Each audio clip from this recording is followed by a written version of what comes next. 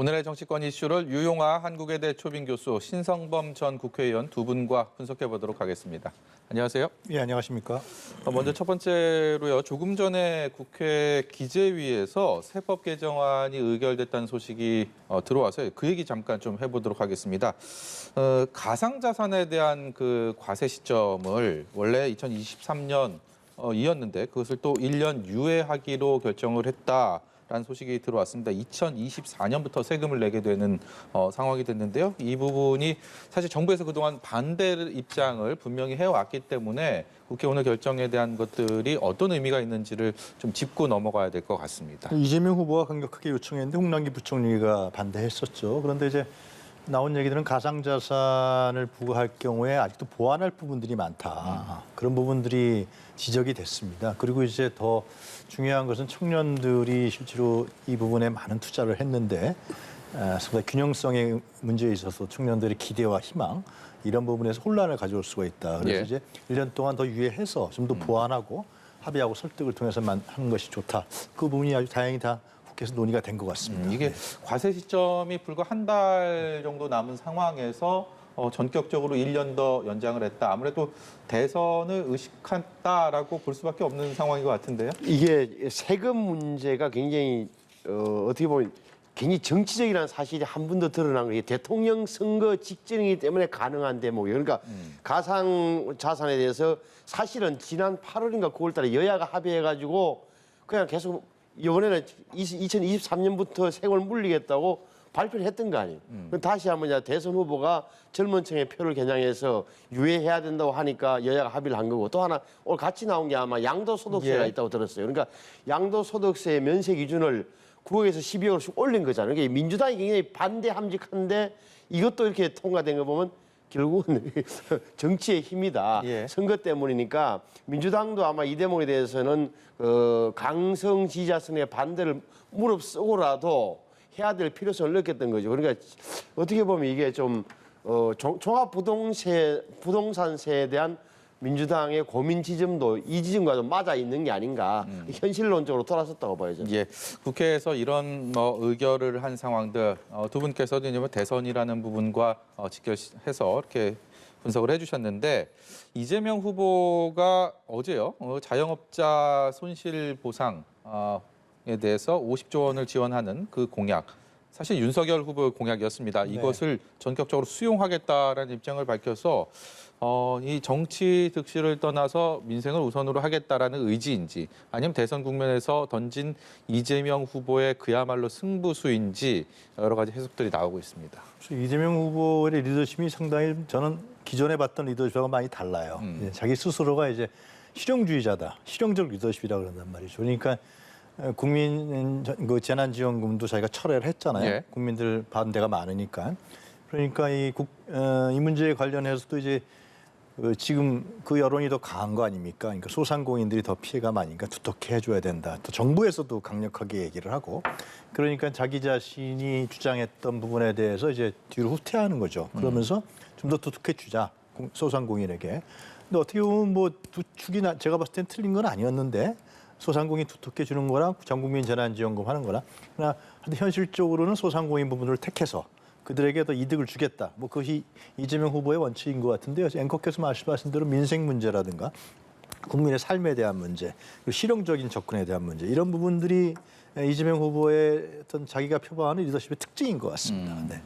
이 대선 후보가 정책 본인의 말을 뒤집는 것도 이렇게 흔한 일은 아니고 심지어 그것이 상대 후보 경쟁을 펼치고 있는 후보의 공약이다라는 부분도 흔히 봐왔던 것은 아니기 때문에 신 의원께서는 어떻게 해석을 하시는지 궁금한데요. 좀 더 정확하게 말하면 이재명 후보가 얘기했던 게 전국민 재난지원금 규모는 25조 원이었고 여기에 질세라 윤석열 후보가 이야기했던 게 50조 원에 자기가 집권하면 50조 원의 손실보상을 추경을 편성해 가겠다. 25조 원인데 50조 원의 대결처럼 비쳤는데 둘 다 뭐 정확하게 말하면 공약은 아니었고 의사표시였던 건데 어찌됐건 지금 이재명 후보가 하는 이야기는 전국민 재난지원금을 어차피 포기하는데 자 그러면 윤석열 후보가 이야기했던 50조 원 지원 약속을 내가 받겠다. 네. 다 좋아요. 저는 통 크게 받는 모습은 괜찮은 건데 이 현실적으로 보면 어떤 거냐면 약간의 역제한적 성격이 있는 게 지금 내년도 2020년도에 정부 예산안이 이미 국회에 제출돼 있잖아요. 우리 대통령이 시정연설했던 것도 기억나고 604조 4천억 원 규모일 겁니다. 이미 돼 있고 또 12월 1일이면 법적으로 내년 예산안이 통과되는 거예요. 법적으로 그렇게 돼 있잖아요. 예. 아시는 대로. 예. 그런데 여기에서 다시 한번 내년 예산에 반영하자고 하면 이게 민주당이나 국민의힘이나 여야가 다시 한 번 더 이걸 다시 예산을 만져야 되잖아요. 그러면 네. 이 대목이 50조 원이 들어갈 여지가 별로 없는 거예요. 이게 사실은 비현실적인 건데 이재명 후보 입장에서는 적어도 내가 야당 후보가 이야기하는 50조 내가 받는다라는 통큰 모습을 보여주려는 그 이외에는 현실성은 사실 없는 그런 정치적인 저는 제스처라고 보죠. 예. 아닙니다. 그 추가 세수가 발생했잖아요. 추가 세수 부분에 대해서 이제 증액하겠다는 거예요. 대통령도 국민과의 대화에서 얘기를 했었고. 예.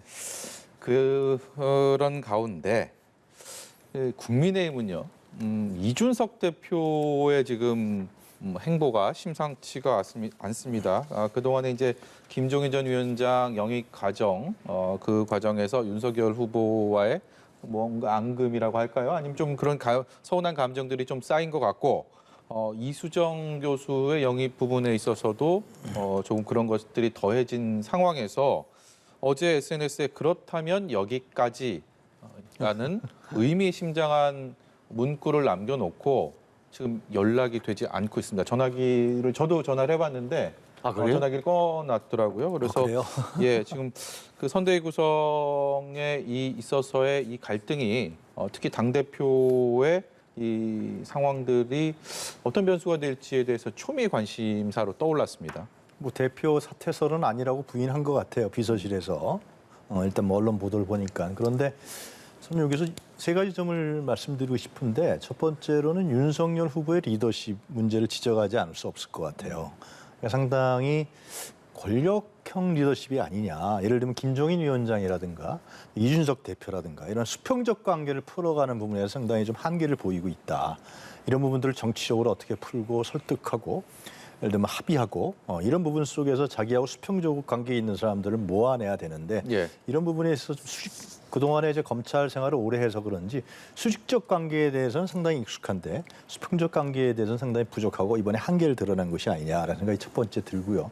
두 번째로는 이제 지금 여권 내에서 국민의힘 내부에서 나오는 이제 뭐 문고리 3인방이라든가 이런 내부 분열 문제 그리고 권력 다툼 문제, 내부 권력 투쟁이라는 문제가 나타나는데 이것도 결국은 이제 3인방 뭐 지적이 됐습니다. 세 사람에 대해서.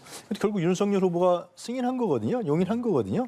결국은 이거는 윤석열 후보가 권력 정치라든가 측근 정치라든가 계보 정치에 손을 들어준 거란 말이죠.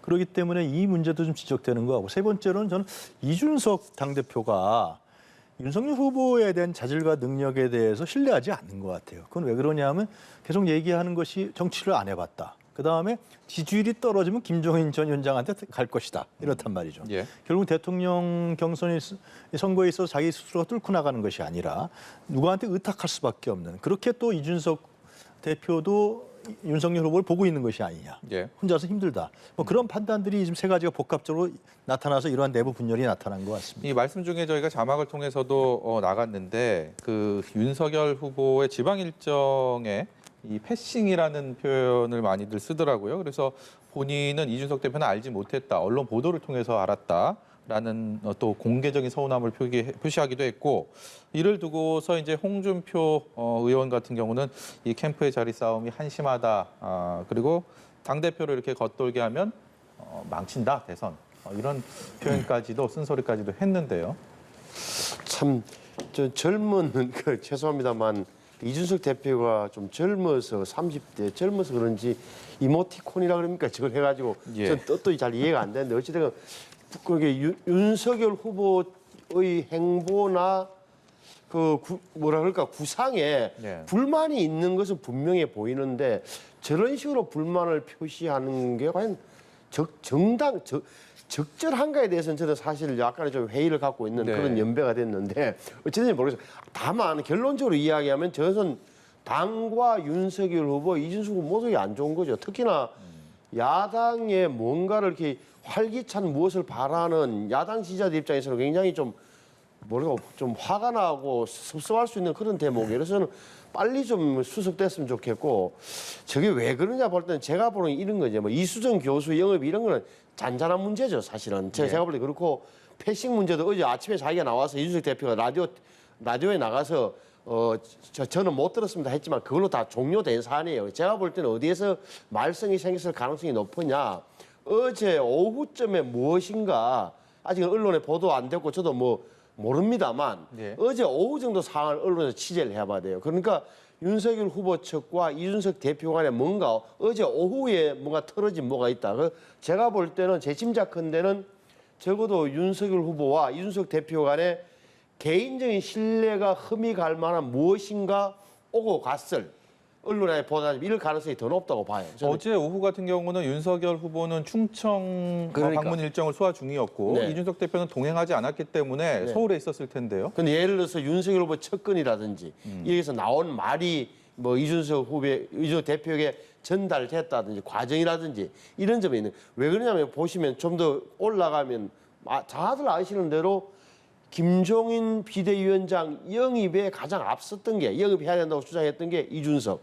그다음에 결국 안 됐고 그다음에 선대위 구성도 이런 식으로 하면 안 된다고 여러 차례 이야기했음직한 이준석. 예. 이건 안 됐고. 그 자기는 이제 사임 선대위원장은 김병준 위원장한테 몰아주고 자기는 홍보 미디어 본부만 맡겠다고 했는데 그 부분도 어떻게 보면 당내에서 사무총장과의 갈등 이런 부분이 있을 수 있는 게 제가 볼 때는 언론에 보도 안 됐지만 그런 부분이 있을 거라고 짐작이 되고 아마 내일 모레쯤 언론에 보도가 되지 않을까 싶어요. 예, 지켜보도록 하겠습니다.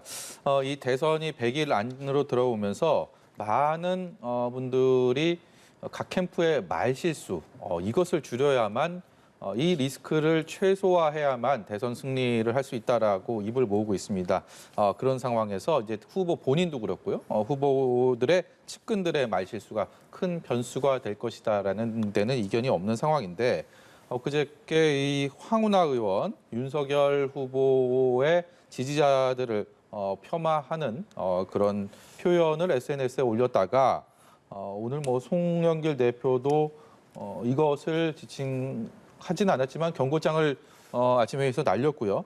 그 하루 전에는 윤석열 국민의힘 후보가 김성태 전 의원 선대위 중책을 맡겼다가 물러나게 되는 이 상황에 있어서 오래돼서 기억을 잘 못했다라고 여기서 또 하나의 논란의 여지를 남겼습니다. 이 말실수에 대한 얘기를 좀 해보도록 하겠습니다. 두 가지를 예. 저희가 뭐 가장 최근이라서 예를 들긴 했는데요. 그 황운하 의원의 발언은 진짜 잘못한 거죠. 저는 그냥 송영길 대표가 그냥 경고 정도 했는데요. 관대하게 하는 것 같아요. 왜냐하면 이 대선 시기에 저런 말실수는 국면을 바꿔버립니다. 저는 황운하 의원의 가치관이 뭔지 잘 모르겠어요. 자기 자신은 뭐 윤석열 후보를 공격한다고 했지만은 저런 말을 할 수가 없죠. 예. 저거는 도저히 국회의원으로서의 자질을 의심하는 부분이다. 저는 그런 생각이 들고 향후에도 이러한 발언들이 나올 것을 미리 제어하기 위해서 예. 저런 식의 발언을 하는 국회의원이나 당직자들 같은 경우는 징계 조치를 취한다든가 강력한 조치가 좀 필요하다. 그럼 뭐 국민의힘도 뭐 갖겠습니다만 예. 그런 생각이 들고요. 그리고 이제 그 윤석열 후보의 김성태 그 전 의원의 직능총괄본부장 임명 이것도 참 잘 이해가 안 가요.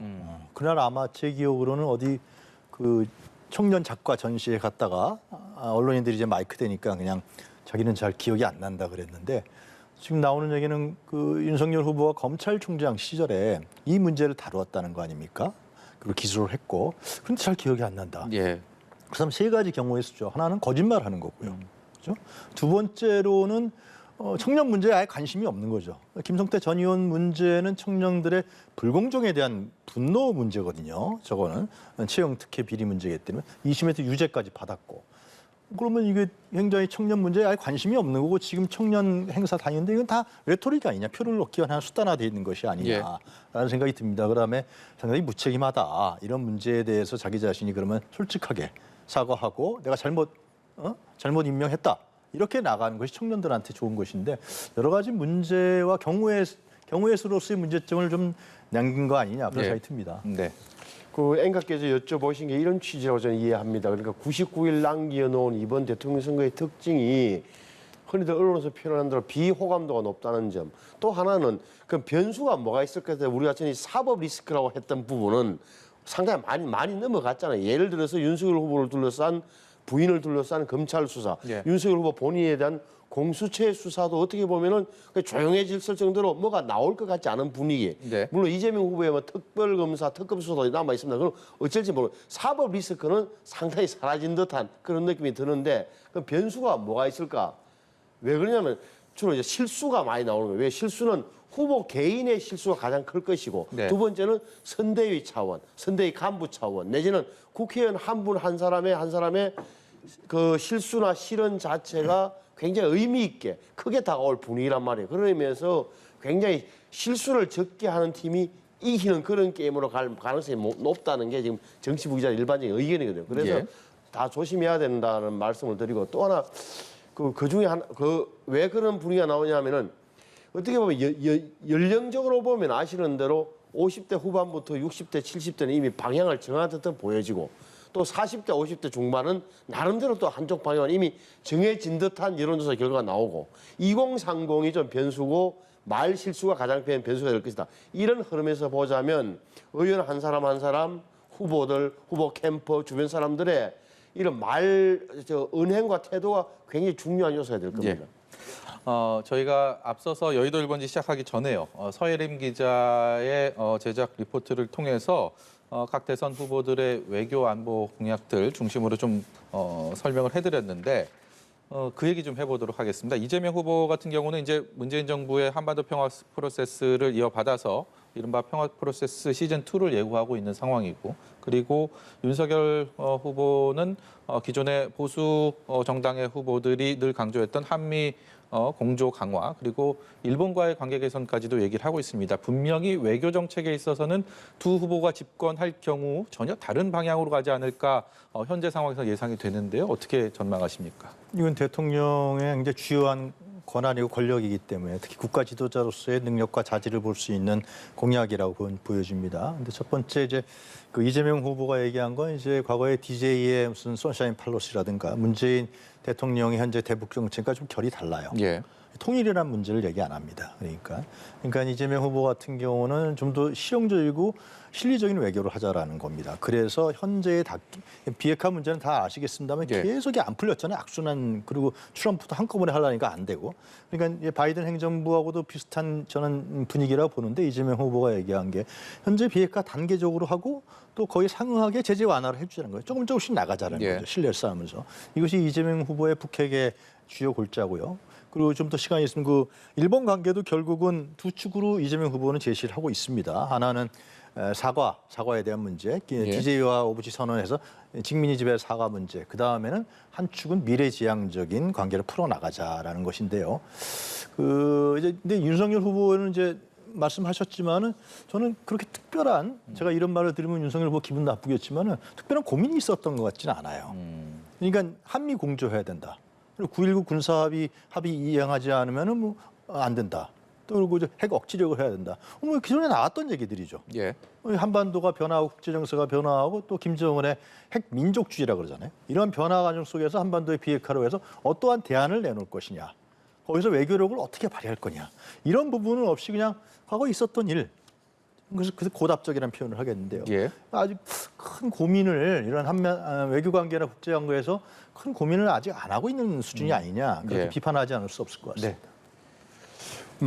저는 뭐 이거 개별적인 북한 핵 문제에 대한 해결책 이런 것은 뭐 온 국민이 알 건데 저는 중요하게 보는 게 이번 기회에 이게 적어도 국민들이 원하는 게 외교 안보 대북 정책에 대해서는 좀 초당적 이른바 협력을 많이 강조하잖아요. 왜 그러냐면은 예를 들어서 비현실적인 그 제안이나 이런 것은 텔레비전 토론이나 앞으로서 토론을 통해서 좀 국민들이 저거는 비현실적이네. 말은 맞는데 어떻게 하겠다는 거지. 이렇게 해서 약간의 좀 컨센서스랄까 합의가 좀 모아졌으면 좋겠어요. 예. 그러니까 누가 내년 5월 10일 날 집권을 하든 간에 적어도 국내 우리 대한민국 안에 한반도의 남쪽 안에서 적어도 5천만 가운데서는 큰 잡음이 안 나오는 상태에서 일관된 정책을 5년 동안 펼 수 있는 그런 걸 만드는 게 오히려 대통령 후보로서는 가장 중요한 요소가 아닐까.